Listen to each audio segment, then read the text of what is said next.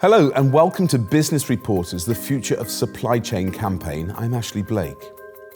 In response to growing unpredictability of supplies, global manufacturers and retailers have been trying to make their supply chains more resilient. Many of them have found it difficult though. If you have thousands of suppliers around the world, is it even realistic to expect that you can rapidly and accurately react to every disruption? Supply chain software provider Kinaxis claims its solution allows you to achieve exactly that. A resilient supply chain orchestrated with speed and precision by digitally empowered humans. We're talking to Claire Rychlewski about their technology, Rapid Response, and their technique, concurrency.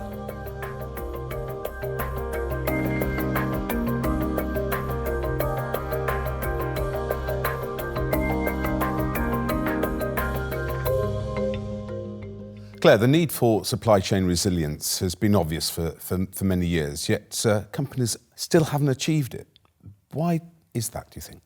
A lot of companies want to solve this and are trying to solve this. And I think many fail because they are still thinking in the old ways of working. This incremental approach to supply chain and an incremental approach to change. So trying to optimize the individual chain links one at a time on the assumption that that would optimize the whole. It doesn't provide or generate the resilience that companies are actually looking for. The only way companies can achieve resilience is if they're really starting to focus on optimizing the end-to-end first and moving out of their individual silos of thinking and silos of technology. What are the consequences companies are facing if they don't really grasp resilience? Well, there's three major ones, really: cost, talent, and sustainability. So let me start with cost. Companies place buffer inventory at each stage of the supply chain in order to absorb the shock of some of that disruption so they can always fulfill customer demand. Right. But if you're not being agile and you're not adapting quickly enough, each link in the chain is building up more and more stock to be able to still adapt in an environment where there's no stock coming. And that means they're spending a lot more money than they need to. Two, talent. Supply chain planners, for me, are the heroes. But they are running around firefighting, trying to get all of the goods of an organization to their customers and do the right thing, but they are constrained by the systems around them. These people are smart individuals that want to solve the big strategic problems. Thirdly, it's sustainability. Supply chain is 60% of the carbon footprint of an organization. And the more buffer we have inside an organization, the more carbon we have inside that supply chain. So what's the solution? A better piece of software or a completely different way of working? Both. Right. Technology should never be seen as a panacea. It really needs to start with a view of a different approach first, but then digitalizing the supply chain end to end so that each part of the chain can understand immediately the impact of what's happening somewhere else. We also talk about an approach called concurrency, which is about really means putting the information at the fingertips of the planners so that when they're making a decision in their part of the business, they can understand the impact that they're having on their peers and also on the bottom line of the company. So being concurrent means that you can understand the impact that you're having on the rest of the organization, but still fulfilling your individual job function. So Claire, what's the Kinaxis solution? So Kinaxis has a piece of technology called Rapid Response that is designed to connect the whole ecosystem of a supply chain digitally end to end. But it has been designed primarily bottom up to support this new approach of concurrency. Claire, perhaps you can give us an example of how Rapid Response works in practice.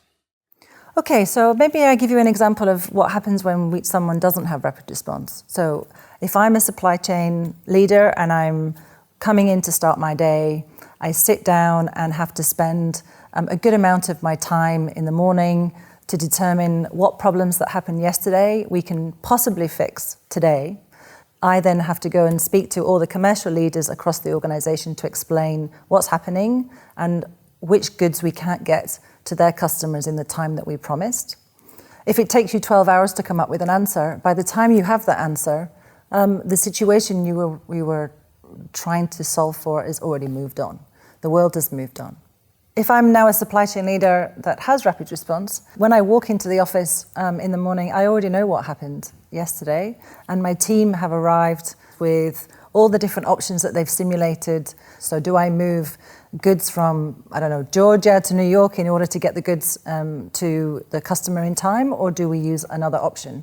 Different options have different outcomes and different impacts to the business and the bottom line, but I can arrive now to my peers with all the different options and all the different consequences for us to make a good business decision. And all that in a matter of hours and not days.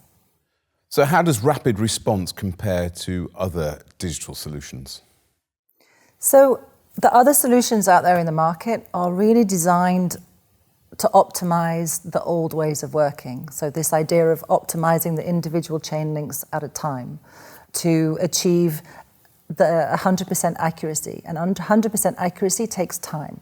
So rapid response is designed for speed and accuracy in that order. So getting you the best, most accurate answer as quickly as possible, and then enabling you to optimize to get you the perfect answer after that. That is a unique, patented approach in the industry that we're very proud of, and really enables organizations to reduce the time it takes for decisions to be made. And we touched earlier upon sustainability, Claire. How does rapid response achieve that? Rapid response is driving significant efficiency and that reduction in time, which means much less inventory at each stage of the supply chain, which by consequence means less carbon.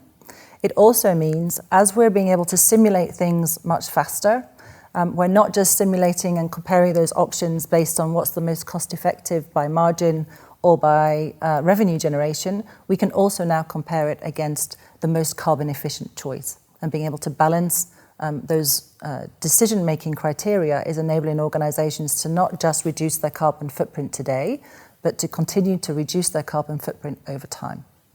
Claire, we've discussed quite a bit today, but what would be your key takeaways from our discussion? So as an organization, you can become much more comfortable in a world of uncertainty. You will have an end-to-end digital supply chain that enables a concurrent approach with Kinaxis Rapid Response.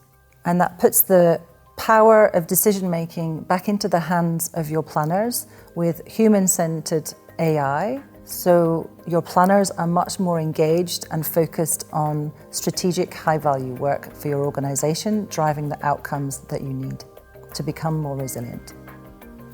This was Claire Rychlewski, Kinaxis.